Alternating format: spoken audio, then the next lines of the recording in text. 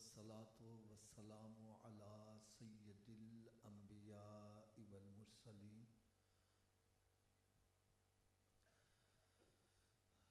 अम्मा बाद फ़अऊज़ु बिल्लाहि मिनश शैतानिर रजीम बिस्मिल्लाहिर रहमानिर रहीम अलिफ लाम मीम ज़ालिकल किताबु ला रैब फ़ीह हुदल लिल मुत्तक़ीन सदक़ल्लाहुल अज़ीम व सदक़ रसूलुहुन नबियुल करीमुल अमीन।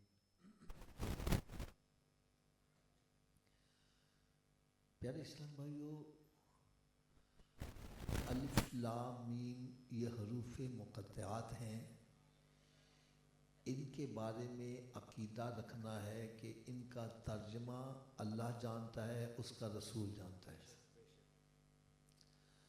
ज़ालिकल किताबु ला रैब फ़ीह, ये वो किताब है जिसमें कोई शक शुबे की गुंजाइश नहीं है। और इसमें है क्या चीज़? हुदल लिल मुत्तक़ीन, मुत्तक़ियों के लिए इसमें हिदायत है।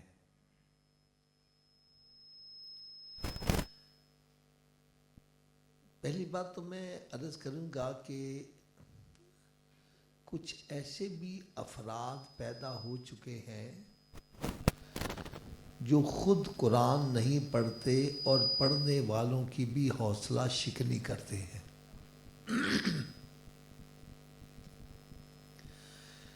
जैसे मैं एक मिसाल देता हूँ, चार बंदे हम बैठे हुए हैं ना, कोई फ़कीर मांगने वाले आ गया, अब हमें उसको देना चाहिए। क्या करना चाहिए? देना चाहिए। लेकिन अगर एक बंदे ने दे दिया ना, बाकी दे नहीं रहे, उनको शर्मिंदा होने की बजाय वो उल्टा पता क्या कहेंगे? यार ऐ देखो हट्टे कट्टे मंगन आ जाते ने, वो भी किड्डे बड़े बेवकूफ ने जड़े दे रहे हैं। यानी देने वाले की भी हौसला शिकनी कर रहे हैं और कहते हैं हम ना देकर हम सही हैं। बिल्कुल इसी तरह समझ लो, जो कुरान खुद नहीं ना पढ़ता, वो कहता है देखो ये कुरान पढ़ रहे हैं, बग़ैर समझे पढ़ रहे हैं और इनको क्या फ़ायदा। और कुछ तो ऐसी मिसाल देते हैं कि यार एक डॉक्टर का नुस्खा है, आप वो नुस्खा लेकर आते हो, उसको पढ़ना शुरू कर देते हो तो आपको आराम नहीं आएगा। नुस्खे को समझ के उसके मुताबिक अमल करोगे फिर आपको आराम आएगा। तो वो कहते हैं ये भी एक नुस्खा है कुरान मजीद, तो इसको खाली पढ़ लेने से, रट्टा लगा लेने से फ़ायदा कुछ नहीं होता। तो जहाँ तक ताल्लुक़ है इनकी बात का, तो मैं इनसे ये अर्ज़ करूँगा कि कुरान मजीद को डॉक्टर का नुस्खा ना समझो। ये अल्लाह ताला की तरफ से नुस्खा है। ये ऐसा नुस्खा कीमिया है कि डॉक्टर के नुस्खे घर में इकट्ठे कर लो, नहुसत आ जाएगी और कुरान पाक घर में होगा, रहमतों का नुज़ूल होगा। कुरान पाक का पढ़ना भी सवाब है, सुनना भी सवाब है, सुनाना भी सवाब है, इसका समझना भी सवाब, समझ के इस पर अमल करना, दूसरों तक पहुंचाना, ये बाइस निजात है। अगर मेरी बात से अगर किसी को तसल्ली नहीं हो रही तो मैं बड़ी प्यारी एक दलील देने लगा हूं। जो बंदा ये समझता है बगैर समझे कुरान पढ़ने का कोई फायदा नहीं है, ईमानदारी से बतलाओ, जब रमज़ानुल मुबारक में वो कुरान सुनाते हैं, अलिफ लाम मीम पढ़ते हैं कि नहीं पढ़ते? इसका तर्जुमा तो आता ही नहीं है। यार मुझे ना यकीन जानो मेरा सीना ठंडा हो जाता है जब मैं ये सरकार की ये हदीस पढ़ता हूँ। अल्लाह ताला ने अपने महबूब को कैसा इल्म अता किया था। सरकार सल्लल्लाहु अलैहि वसल्लम के पेश नज़र ये 14वीं सदी के अफराद भी थे जो कुरान पाक पर एतराज करने वाले होंगे। मेरे आका सल्लल्लाहु अलैहि वसल्लम ने पहले ही फरमा दिया अलिफ लाम मीम एक हरफ नहीं है।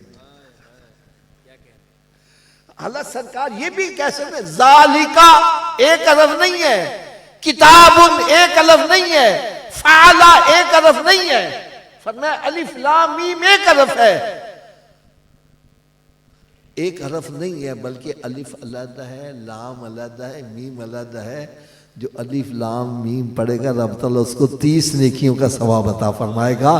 ये सरकार ने पहले जवाब दे दिया कि अलिफ लाम मीम का मतलब किसी को आता नहीं होगा, लेकिन मैं ये मोहम्मद कह रहा हूं अलिफ लाम मीम पढ़ोगे फिर भी रब तुम्हें 30 नेकियों का सवाब अता फरमाएगा।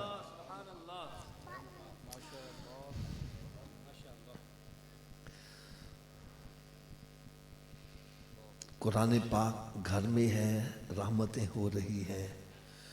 कुरान पाक पढ़ोगे घरों में रहमतों का नज़ूल होगा। मैं इसके लिए एक छोटी सी मिसाल भी दे देता हूँ। मेरे आका सल्लल्लाहु अलैहि वसल्लम, अल्लाह करे ये बात मेरी दिल पे चोट कर जाए और हम पलट कर वापस आ जाए।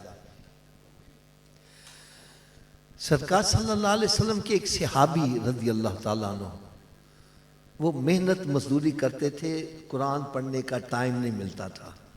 एक मतलब रात को सोने लगे, कहने यह तो मेरा टाइम है ही है ना, मैं नहीं सोना, मैं कुरान पढ़ता हूँ। उसने कुरान पढ़ना शुरू कर दिया। जब कुरान पढ़ना शुरू कर दिया तो उसके घर में जो घोड़ा था ना, उसने कूदना शुरू कर दिया। अब ये कुरान पाक तिलावत बंद करें तो वो भी सुकून से खड़ा हो जाए, पढ़ना शुरू कर दे तो वो फिर कूदना शुरू कर दे। यहां तक कि ये सिलसिला जारी रहा।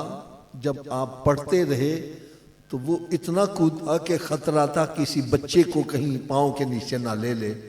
इन्होंने कुरान पाक को बंद किया, सो गए। सुबह सरकार सल्लल्लाहु अलैहि वसल्लम की बारगाह में हाजिर हुए। अर्ज़ करने लगे, यार सुनो, मेरे साथ रात ये मसला पेश आया। यार मेरे आका जो जवाब दिया सुनो और तबीयतों को खुश करो। फरमाया, ए मेरे सहाबी, जब तू कुरान पढ़ रहा था तेरा कुरान सुनने के लिए फरिश्ते उतर रहे थे और इतनी तादाद से उतर रहे थे कि जानवर से बर्दाश्त नहीं हो रहा था, वो खुशी से कूद रहा था। अगर तू कुरान पाक की तिलावत को मौकूफ ना करता, सुबह तक कुरान पढ़ता रहता, सुबह तक इतने फरिश्ते उतर आने थे कि मदीने शरीफ के बच्चों से उन्होंने मुसाफा भी कर लेना था।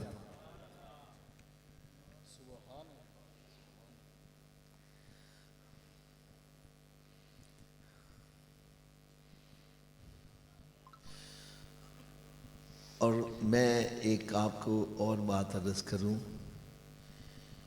कि कारी नईमी साहब, करामत नईमी साहब रहमतुल्लाह ताला अलैह, इनको जो अजमत मिली है वो कुरान की वजह से मिली।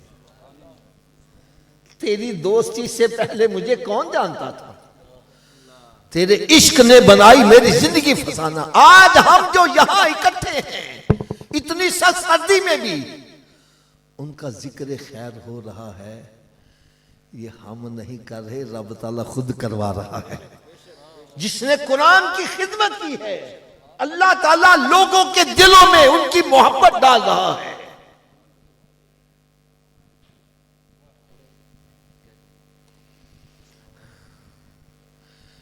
लेकिन इसके साथ मैं एक दुख वाली बात भी कहूंगा। अगर आप इजाजत दें तो मैं एक और आपको कुरान पाक की बरकत,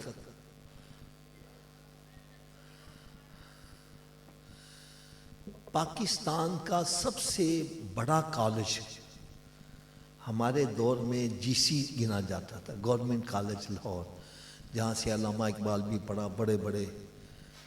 अल्हम्दुलिल्लाह मैंने 75 में वहाँ से बीएससी की, सुभान अल्लाह, फिजिक्स केमिस्ट्री मैथ में। उसके बाद मुझे सोबत मिली किबला सैयद अबुल बरका शाह साहब की रहमतुल्लाह ताला। माशाअल्लाह, सुभान। उन्होंने कहा पुत्रा तू कुरान हिफ़्ज़ शुरू कर दे। अल्लाह, सुभान अल्लाह। बीएससी के बाद मैंने कुरान हिफ़्ज़ शुरू कर दिया। सुभान अल्लाह। अच्छा, आज अगर ये या तो कुरान हिफ़्ज़, यार खाएगा किथों? या सुनो, मुझे भी जो भी आए ताने दे, और तू किस पासे लग गया, और तू किस पासे लग गया, तू की कर रहे हैं यार?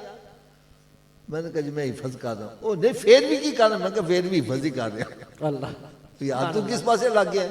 तन किसी ने बच्ची नहीं देनी, खाएगा कितों, ये क्या, इस किस्म बातें करते।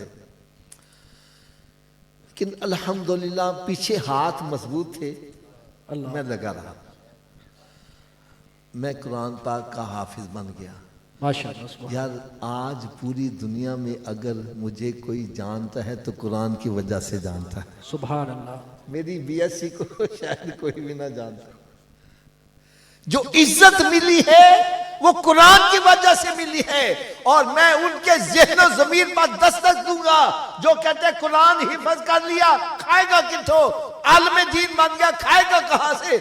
मैंने कहा जब तू मां के पेट में था उस वक्त तेरी कौन सी फैक्ट्री चल रही थी, रब ताला तुझे वहां भी रिज़्क़ पहुंचाता।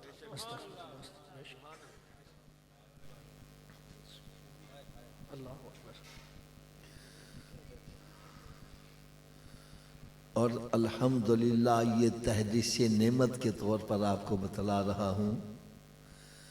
मेरे दो भाई हैं, दोनों की अपनी फैक्ट्रियाँ हैं। मिल्लत ट्रैक्टर सुना होगा, उनके वेंडर हैं। दोनों ही अक्सर मेरे मकरूज ही रहते। अल्लाह सुभान अल्लाह, क्या बात, सुभान अल्लाह।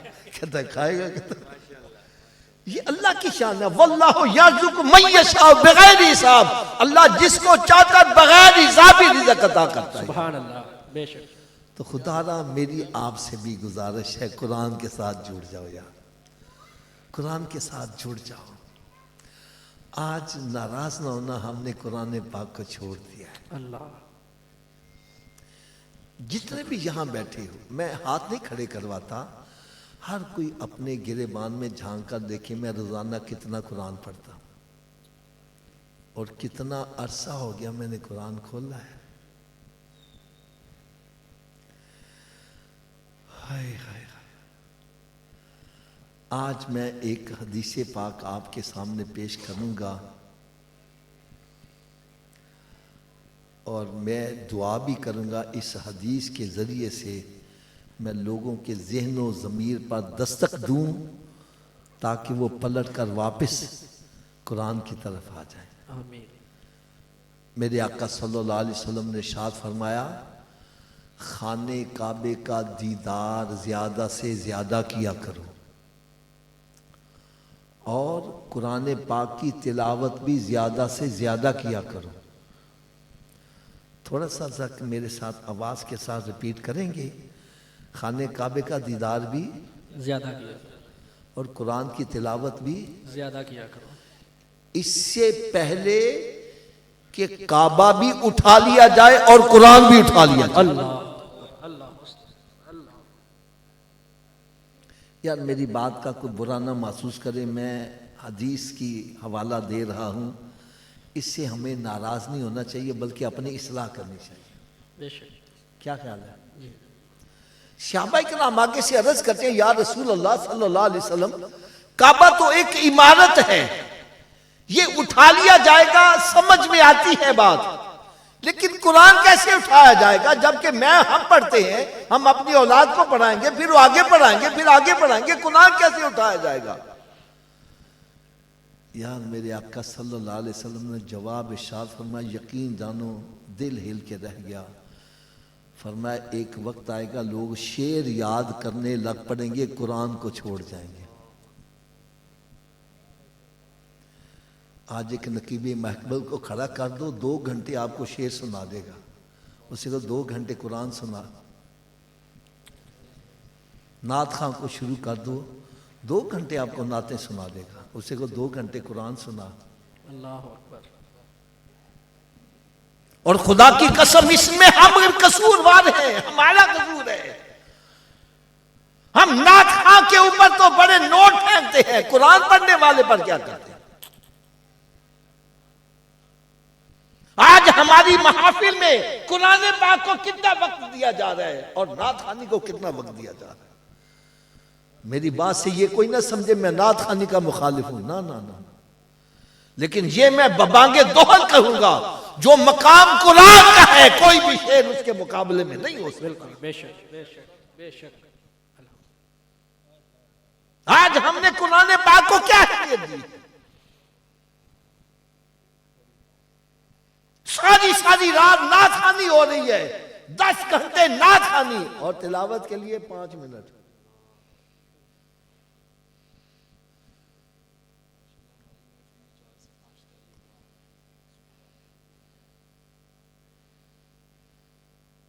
और मैं और कड़वी बात कहूं, हजरत साहब ने एक बात कही है, हमारी महफिल में 3-4 कारी कुरान हैं, भाई कुरान पढ़ते हैं हम, उनकी क्या खिदमत करते हैं, वो भी बेचारे मजबूरन साथ नात भी सुनाना शुरू कर देते हैं।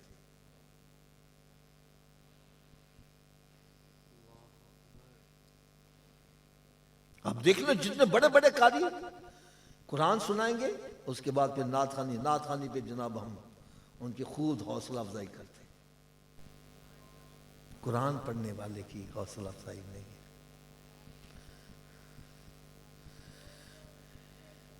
एक लफ्ज होता है एप्रिसिएशन। क्या है एप्रिसिएशन का क्या मतलब होता है? हौसला अफजाई करना। हजरत साहब अगर नात पढ़ते हैं, मैं इनकी हौसला अफजाई, ये और अच्छी पढ़ेंगे। आप बयान करते हो बड़ा अच्छा पढ़ते हो, मैं हौसला अफजाई, आप और अच्छा करोगे। यार हमारी महफिल में हौसला अफजाई कुरान पढ़ने वाले की जाती है कि नात खान की? नात खां के लिए हम लाखों रुपया खर्च करते हैं, कुरान पढ़ने वाले के लिए अल्लाह। अगर मैं गलत बयानी करूं, खुदा की कसम मेरा लिहाज ना करो यार, मेरी झोली में डालो को हाफिज साहब गलत कह रहे हो। हम कुरान को क्या दे रहे हैं?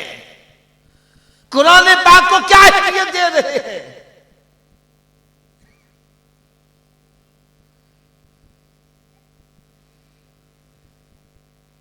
एक काल में दीन को क्या अहमियत दे रहे हैं?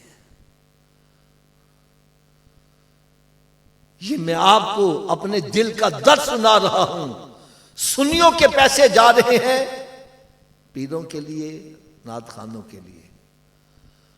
हमारा पैसा मदरसों के लिए जा रहा है। 12-12 उम्रे के टिकट, 25-25 उम्र के टिकट,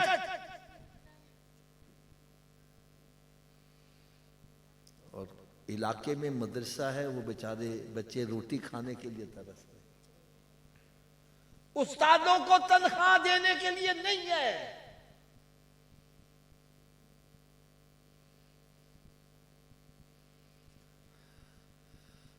अगर और कड़वी बात कह दूं, नाराज ना होना, एक ट्यूशन पढ़ाने के लिए, मैथमेटिक्स पढ़ाने के लिए हमारे घर में बच्चों को आता है, उसकी क्या खिदमत करते हो? कुरान पढ़ाने वाले की क्या खिदमत करते हो? अल्लाह।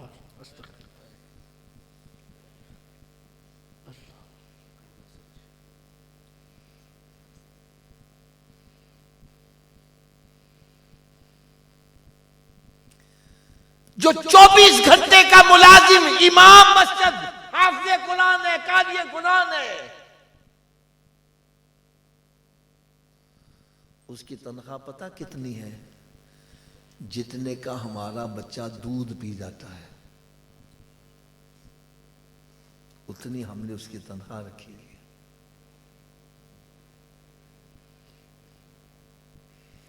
मैं हाथ बांधकर एक बड़ी खतरे की घंटी बजाने लगा हूं। डॉक्टर का बच्चा डॉक्टर बनना चाहता है, वकील का बच्चा वकील बनना चाहता है, पीर का बच्चा पीर बनना चाहता है, मौलवी का बच्चा मौलवी क्यों नहीं बनना चाहता? अल्लाह।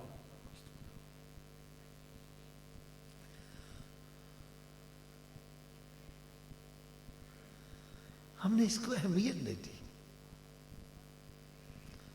खुदा की कसम एक लफ्ज मेरे मुंह से निकालना मैं नहीं चाहता।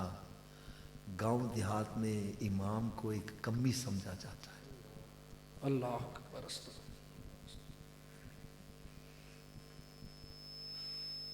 आज तनख्वाह हमको क्या देते हैं और उसको अपना मुलाजिम समझते हैं। यकीन जानो मेरा तो अंदर एक मरतबा हिल के रह गया। एक मरतबा एक हमारे इलाके के बड़े मुअज़्ज़ज़ बंदे, उन्होंने ना उलमाए कराम की दावत की, तो मैं भी चला गया। मैंने कहा चलो मैं भी इनको अपना दीन का दर्द सुनाऊंगा। मैंने उनसे कहा, मैंने कहा यार जहाँ पर तुम खुशखबरियाँ सुनाते हो वहाँ खौफ वाली बात भी सुनाया करो, खौफ वाली बात भी सुनाया करो। और ये खुदा की कसम कुरान से दूर होने की सजा हमें क्या मिल रही है, या तवज्जो से सुने जरा। कुरान पाक से दूर हटने की वजह से हमें सजा पता क्या मिल रही है? नात खानों ने वन वे ट्रैफिक चला दी, वो सिर्फ खुशखबरियां सुनाएंगे, कभी खौफ वाली बात नहीं सुनाएंगे। बल्कि अगर ऐसे होल में बतलाऊं, हमारी महाफिल में खुशखबरियां ही सुनाई जाती हैं, एप्रिसिएशन गुनाहगार को दी जाती है। कभी हमारी महफिल में किसी ने ये कहा और तहज्जुद पढ़ने वालों तुम बगैर हिसाब किताब के जन्नत में जाओगे, और नमाज पढ़ने वालों तुम्हारे चेहरे कयामत करो चमकने होंगे, जो भी उठा गुनाहगार हो ताड़ियां मौजा हो गई। और सरकार ताड़े ने नमाज पढ़ने वाला पछता रहा है, मैं क्यों नमाज पढ़ बैठा, मुझसे सरकार तो दूर हो गई।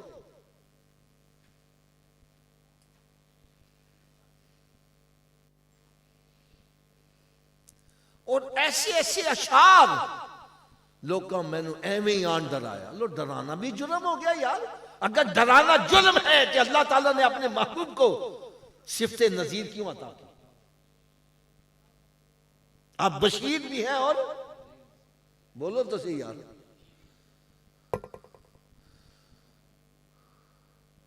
कुरान मजीद सबसे अफजल किताब है और इसमें आप आजाद गवाही दोगे। जहां इनाम याफ्ता का जिक्र है वहां गजब वालों का भी जिक्र है, जहां जन्नत का जिक्र है दोज़ख का भी जिक्र है, जहां ईमान वालों का जिक्र है काफिरों का भी, फासिकों का भी जिक्र है। जहां पर इनाम याफ्ता है का जिक्र है वहां पर गजब वालों का भी जिक्र है, ताकि बंदा खौफ और उम्मीद के दरमियान चलेगा। यही इस्लाम का रास्ता है। हमने खौफ वाला रास्ता छोड़ दिया और लोगों को हमने गुनाहों पे दलेर कर दिया।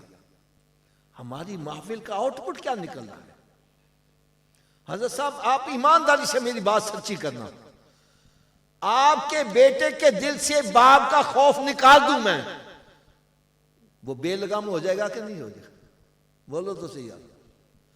तो जिसके दिल से आपने खौफ खुदाई निकाल दिया, कब्र का हशर का खौफ निकाल दिया, मैदान महशर का खौफ निकाल दिया, वो बेलगाम नहीं हो जाएगा? आज ये कुरान पाक से दूरी का नतीजा है। हमारी मस्जिद वीरान है, हमारे मदारिस खंडरात बनते जा रहे हैं।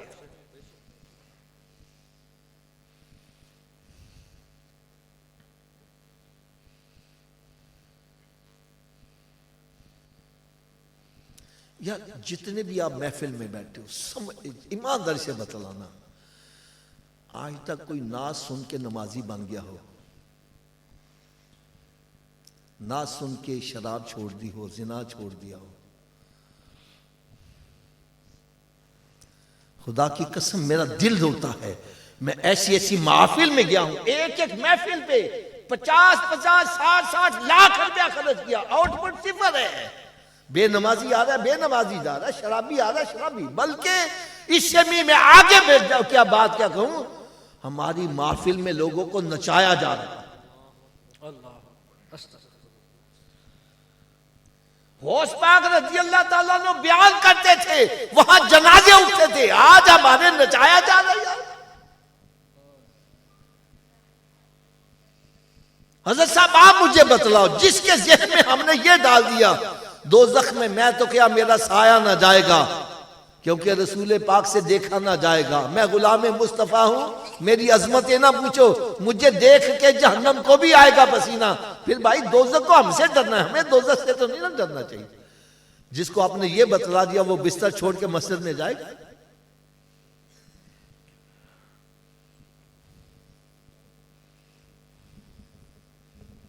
कभी किसी महफिल में ये किसी ने कहा हो, ओए तहज्जुद पढ़ने वालों तुम बेहिसाब जन्नत में? कभी किसी ने ये कहा हो, जो जानबूझ के एक नमाज छोड़ देता है उसका नाम दोज़ख के दरवाजे पर लिख दिया जाता है?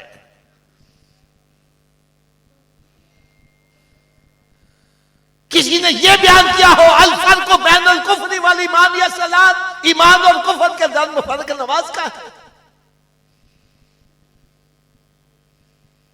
अगर ये बयान कर लिया तो बेनमाजी हमारे ऊपर नोट तो नहीं ना फेंकेगा।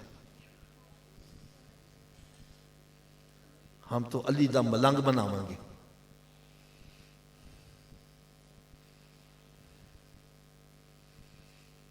मुझे कहने लगा हाफिज जी सान नौकरी करन देनी चाहिए कि नहीं करने दें। कहना उस दिन मैंने शराब के ऊपर यानी सूद के ऊपर बयान किया। मस्जिद की कमेटी का सदर कहने लगा तुसी सानू गल आई है लिहाजा तुम छुट्टी करो। खुदा की कसम मेरा अंदर हिल के रह गया।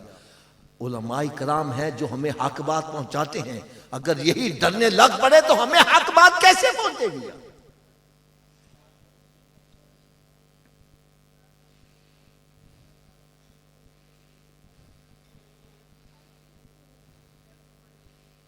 मेरी आपसे मदनी इल्तिजा है, आओ पलट आओ, कुरान पाक से मोहब्बत करो, कुरान पाक की तिलावत करो।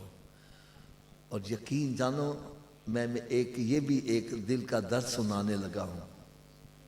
हम छोटे छोटे होते थे ना तो बादशाही मस्जिद में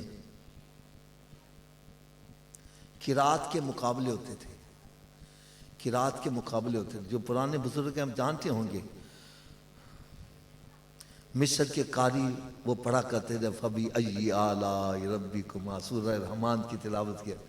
यार बच्चा बच्चा उसकी जुबान पर सूरह रहमान होती थी और हर बच्चा कारी बनने की कोशिश करता था। आज हमारे यहां मुकाबले किरात के कितने होते हैं और नात खानी के कितने होते हैं।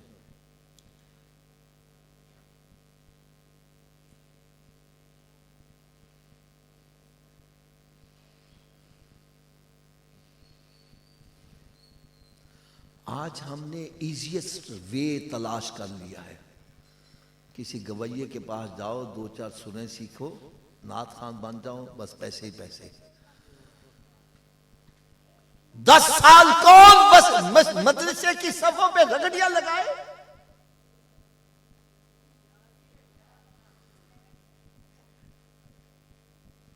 आलम दीन बन के भी, हाफिज कुरान बन के भी, कारी बन के भी हमने उसको क्या अप्रिसिएशन दिया।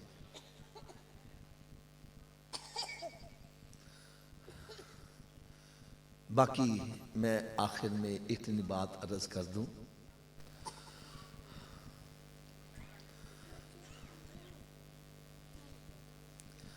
हम अपने बच्चों को डॉक्टर बनाते हैं, इंजीनियर बनाते हैं। मैं इसका मुखालिफ नहीं हूं। हमें डॉक्टरों की भी ज़रूरत है, हमें इंजीनियरों की भी ज़रूरत है। लेकिन मैं क्या चाहता हूं, आपका बेटा डॉक्टर बाद में हो, आशिक़ रसूल पहले होना चाहिए। वो नमाजी भी होना चाहिए, वो हाफ़िज़ कुरान भी हो, वो आलिम दीन भी हो, ताकि कल को जिस सीट पर भी बैठे मेरे आका के दीन का डंका बजाए।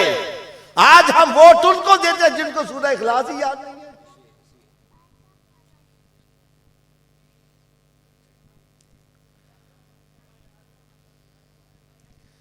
बाकी एक बात मैं डंके की चोट पर कहूंगा, आपका बेटा डॉक्टर बन जाए, इंजीनियर बन जाए, एमपीए बन जाए, एमएनए बन जाए, आपका बेटा चीफ मिनिस्टर बन जाए, प्राइम मिनिस्टर बन जाए, सदर बन जाए, क़यामत के रोज़ आपके सर पर ताज नहीं रखा जाएगा। क़यामत के रोज़ ताज रखा जाएगा तो हाफ़िज़ कुरान के बाप के सर पर ही रखा जाएगा। सुभान अल्लाह, माशाअल्लाह। मैं मानता हूं, इससे मैं नज़रअंदाज नहीं करता। हम अपनी औलाद को पढ़ाते हैं इसलिए कि अगर 1 लाख मैं कमाता हूं तो 1 लाख बच्चा कमाएगा, मेरे साथ मोडा लग जाएगा। और भाई बच्चों को पढ़ाओ, मोडे लगाओ, लेकिन खुदारा कोई औलाद ऐसी भी पैदा करो जो कब्र आखिरत में तेरे साथ मोडा लगाने वाली बने।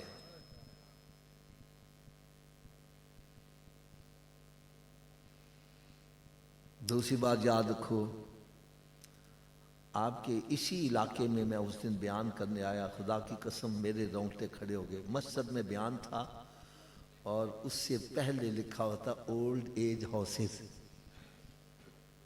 आपके इसी ग्रीन टाउन में बुड्ढे हाउस। पहले हम सुना करते थे कि बाहर के गैर मुस्लिम ममालिक में होते हैं, अब पाकिस्तान में भी बन गए। मैं सही कह रहा हूं गलत कह रहा हूं?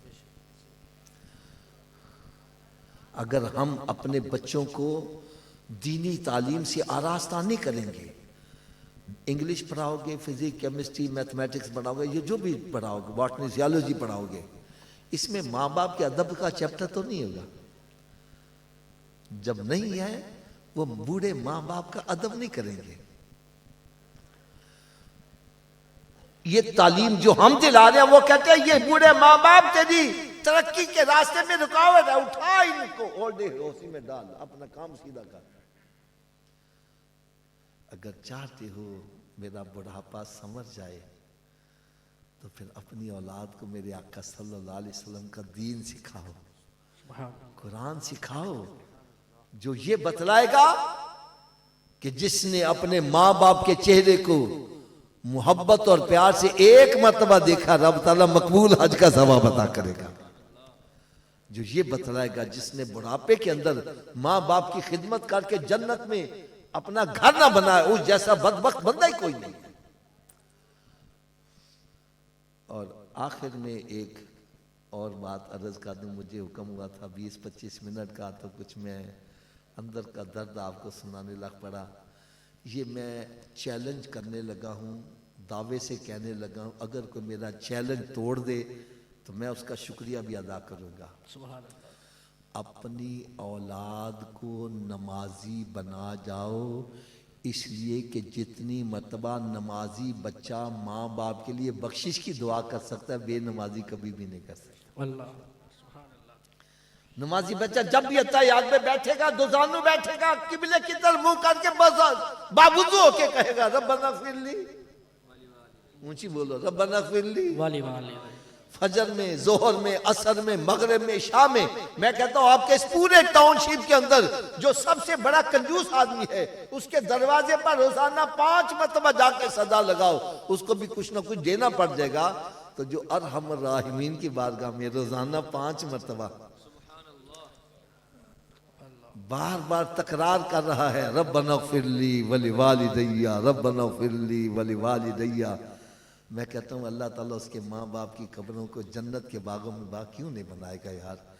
अगर चाहते हो मेरे माँ बाप की बख्शिश हो जाए, खुद नमाजी बनो, चाहते हो मेरी भी बख्शिश हो जाए, अपनी औलाद को भी नमाजी बना जाओ। मैं आखिर में एक नुस्खा बतलाया करता हूँ, जो चाहता है मैं नमाजी बन जाऊँ, क्या बन जाऊँ, ऊंची बोलो, नमाजी बन, उसको चाहिए कि अगर ये वजूद नमाज ना पढ़े तो इस वजूद को रब का रिज़्क ना खिलाओ, ना रोटी खिलाओ, ना पानी पिलाओ। बात भी मैं सच्ची करना, जो वजूद रब ताला के आगे नहीं झुकता, क्या वो इस काबिल है कि इसको रब का रिज़्क खिलाया जाए। रोटी सामने रखी अपने मुंह में नहीं जाती, पकड़ के ले जाओ कैसे जाओगे।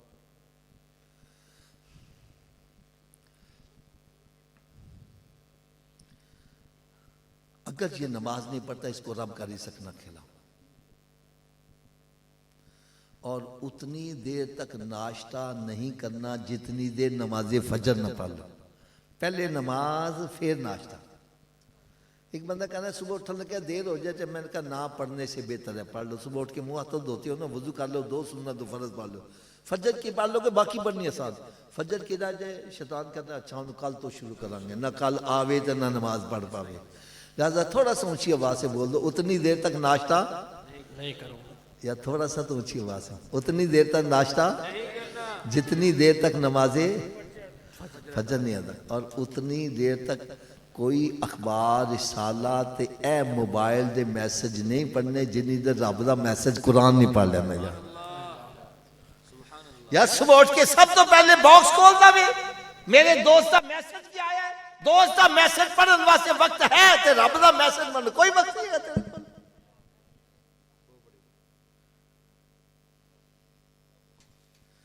उतनी देर तक कोई अखबार रिसाला ना पढ़ो जितने कुरान पाक की तिलावत ना कर लो, क्योंकि मेरे आका सल्लल्लाहु अलैहि वसल्लम ने शाह फरमाया अपने घरों को कब्रिस्तान मत बनाओ, अपने घरों को वीरान मत करो। अरे घर बंदों से आबाद नहीं होते, घर तिलावत कलाम पाक से आबाद होते। रात की डोज ये कि इतनी देर तक सोना नहीं जितनी देर 5 नमाजें पूरी ना कर लो। हमारे करामत अली नईमी साहब रहमतुल्लाह ताला कुरान पाक को इतना खूबसूरत पढ़ते थे, यकीन जानो कि दिलों के अंदर शौक़ पैदा था मेरा बच्चा भी ऐसा कुरान पढ़ने वाला हो। मेरा बच्चा भी ऐसा कुरान पढ़ने वाला बने। तो आप भी कोशिश करो कोई हमारे किरदार से मुतासर होकर नेकी की तरफ लग जाए। ये ऐसा अमल बता के जा रहा हूं, हम मर भी जाएंगे, कुरान पढ़ने वाले जो छोड़ आए हैं वो कुरान पढ़ेंगे जमीन पर, सवाब हमें कब्र में पहुंचता रहेगा। अल्लाह तबारक व तआला हम सबको समझने की और अमल करने की और कुरान पाक से सच्ची मोहब्बत करने की तौफीक अता फरमाए। आमीन। वमा अलैया इल्लल बलाग।